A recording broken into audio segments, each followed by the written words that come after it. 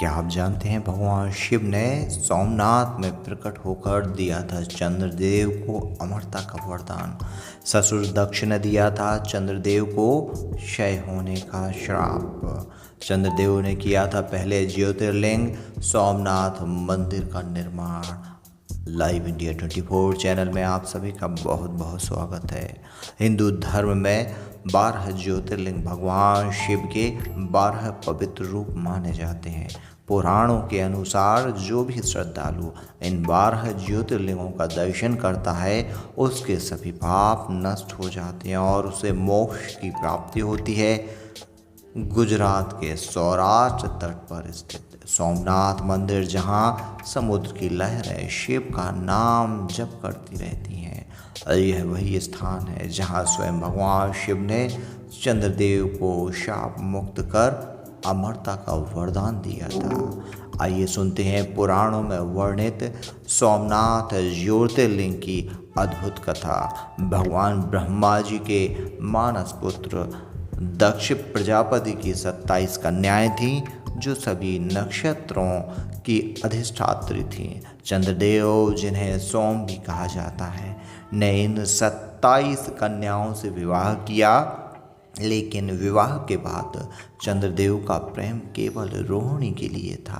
बाकी पत्नियों की वे उपेक्षा करने लगे।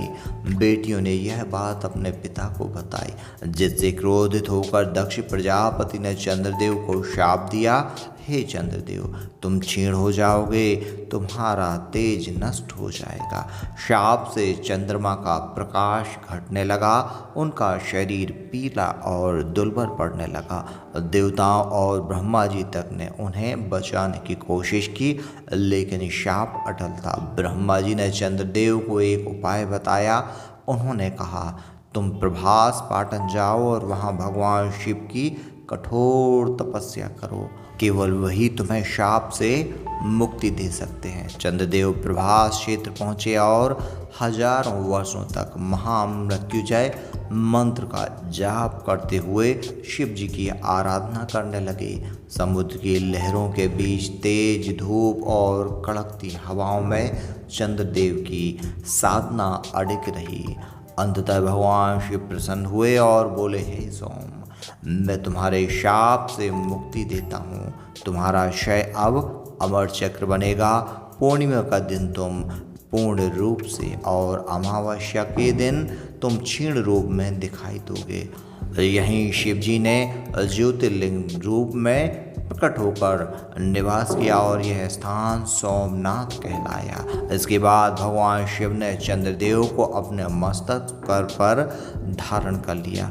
भगवान चंद्रदेव ने सोमनाथ ज्योतिर्लिंग का पूजन किया और इसके बाद यहाँ मंदिर का निर्माण कराया। सोमनाथ सिर्फ एक मंदिर नहीं, यह आस्था का प्रतीक है।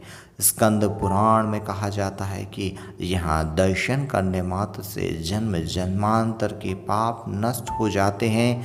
कहीं कहीं ऐसा वर्णित है कि महाभारत के अंत में श्री कृष्ण जी ने भी प्रभास क्षेत्र में ही देह त्याग किया था।